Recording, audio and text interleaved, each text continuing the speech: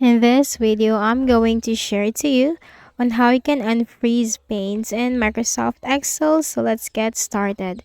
Okay, so first is we need to open Microsoft Excel. So I have this one from here.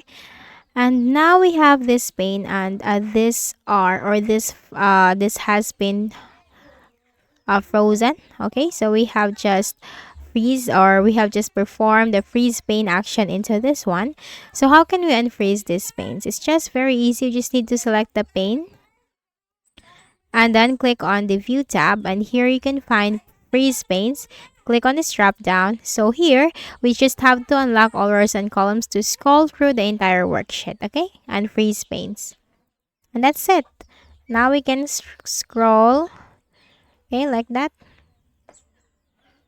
So I hope this video helped you. Kindly please do not forget to hit the like button and subscribe to this YouTube channel for more tutorials like this. Thank you for watching.